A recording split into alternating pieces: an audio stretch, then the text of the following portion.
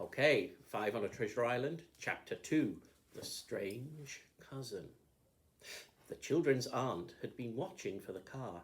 She came running out of the old wooden door as soon as she saw it draw up outside.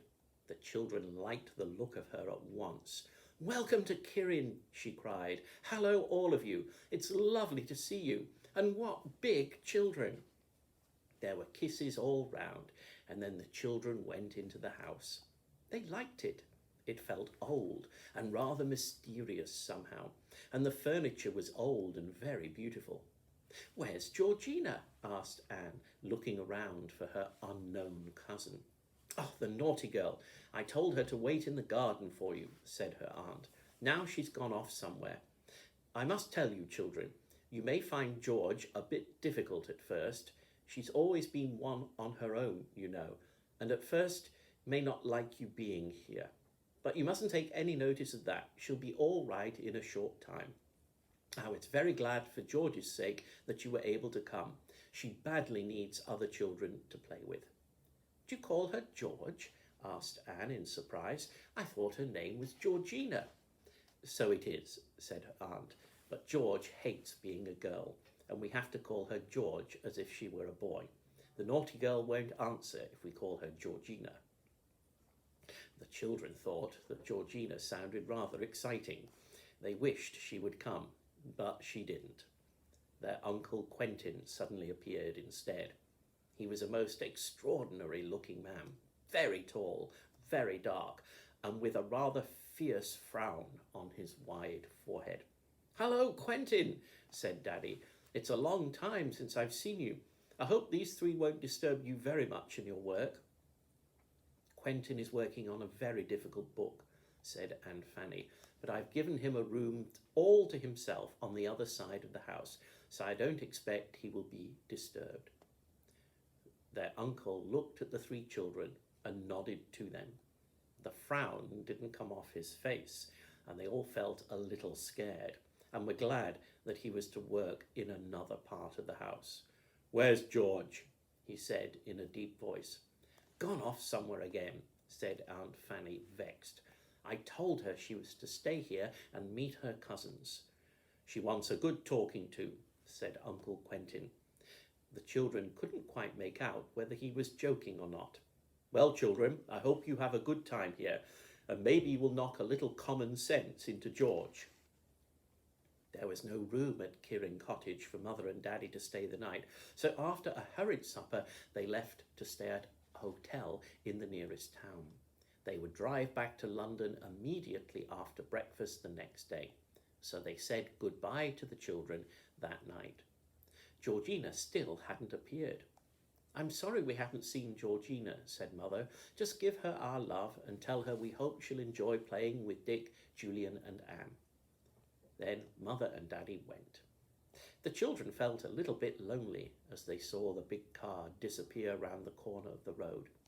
But Aunt Fanny took them upstairs to show them their bedrooms, and they soon forgot to be sad. The two boys were to sleep together in a room with slanting ceilings at the top of the house.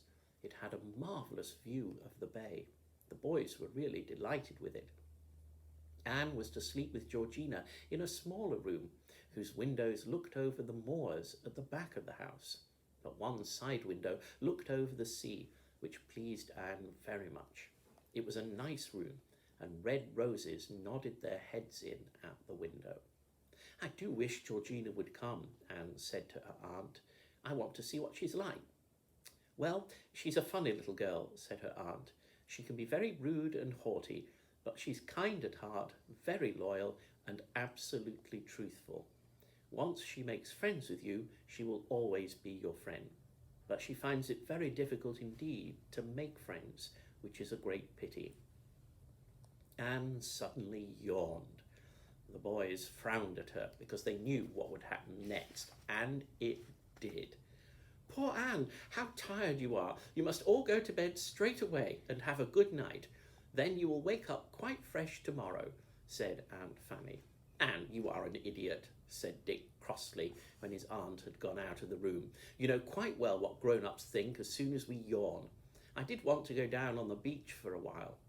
I'm so sorry, said Anne. Somehow I couldn't help it. And anyway, you're yawning now, Dick, and Julian too. So they were. They were as sleepy as could be with their long drive.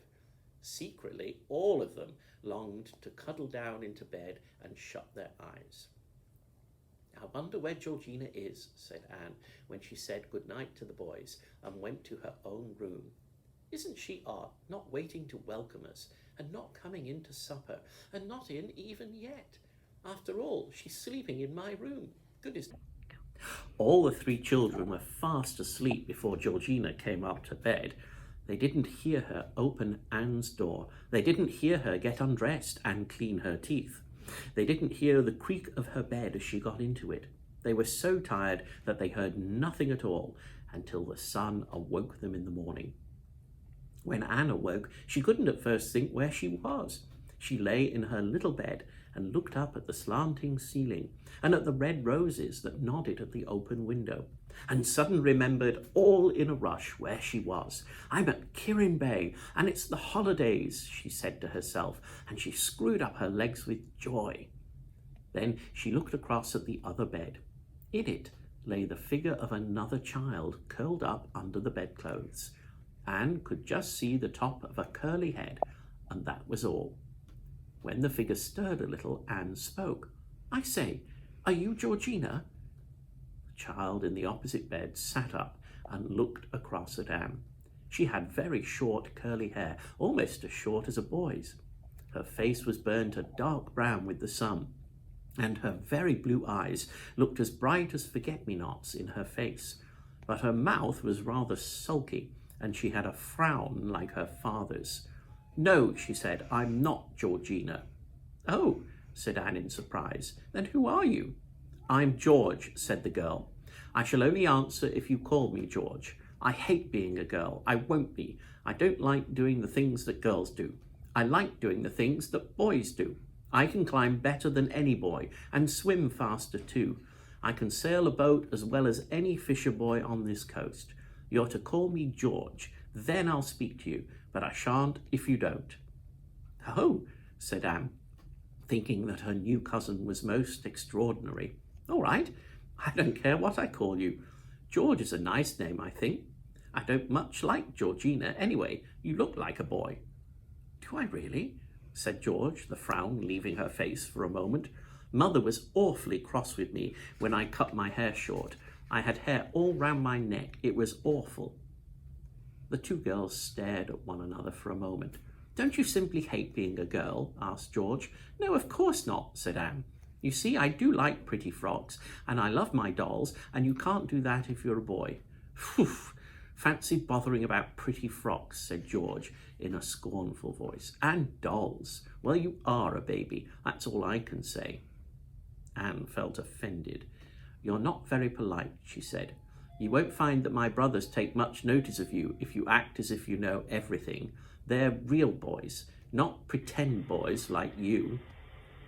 Well, if they're going to be nasty to me, I shan't take any notice of them, said George, jumping out of bed.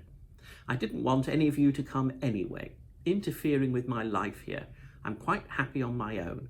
Now I've got to put up with a silly girl who likes frocks and dolls and two stupid boy cousins. Anne felt that they had made a very bad beginning. She said no more, but got dressed herself too. She put on her grey jeans and a red jersey. George put on jeans too and a boy's jersey. Just as they were ready, the boys hammered on their door. Aren't you ready? Is Georgina there? Cousin Georgina, come out and see us. George flung open the door and marched out with her head high. She took no notice of the two surprised boys at all. She stalked downstairs. The other three children looked at one another. She won't answer if you call her Georgina, explained Anne. She's awfully funny, I think. She says she didn't want us to come because we'll interfere with her. She laughed at me and was rather rude. Julian put his arm round Anne, who looked a bit doleful. Cheer up, he said. You've got us to stick up for you. Come on down to breakfast. They were all hungry. The smell of bacon and eggs was very good. They ran down the stairs and said good morning to their aunt. She was just bringing the breakfast to the table. Their uncle was sitting at the head, reading his paper. He nodded at the children. They sat down without a word, wondering if they were allowed to speak at meals. They always were at home, but their Uncle Quentin looked rather fierce.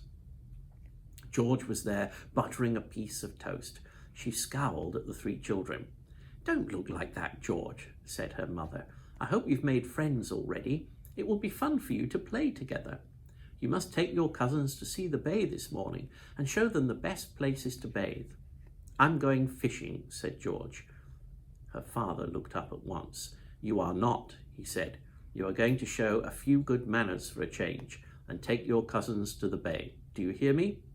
"Yes," said George, with a scowl exactly like her father's. "Oh, we can go to the bay by ourselves, all right, if George is going fishing," said Anne at once, thinking it would be nice not to have George if she was in a bad temper. "George will do exactly as she's told," said her father. "If she doesn't, I shall deal with her." So after breakfast, the four children got ready to go down to the beach. An easy path led down to the bay, and they ran down happily. Even George lost her frown as she felt the warmth of the sun and saw the dancing sparkles on the blue sea. "You go fishing if you want to," said Anne when they were down on the beach. "We won't tell tales on you. We don't want to interfere with you, you know. We've got ourselves for company, and if you don't want to be with us, you needn't." "But we'd like you all the same if you'd like to be with us," said Julian generously. He thought George was rude and ill-mannered, but he couldn't help rather liking the look of the straight-backed, short-haired little girl with her brilliant blue eyes and sulky mouth. George stared at him. "I'll see," she said. "I don't make friends with people just because they're my cousins or something silly like that. I only make friends with people if I like them." "Oh, so do we," said Julian. "We may not like you, of course." "Oh," said George, as if that thought hadn't occurred to her. "Well, you may not, of course. Lots of people don't like me, now I come to think of it." Anne was staring out over the blue bay. At the entrance to it lay a curious rocky island with what looked like an old ruined castle on the top of it. "Isn't that a funny place?" she said.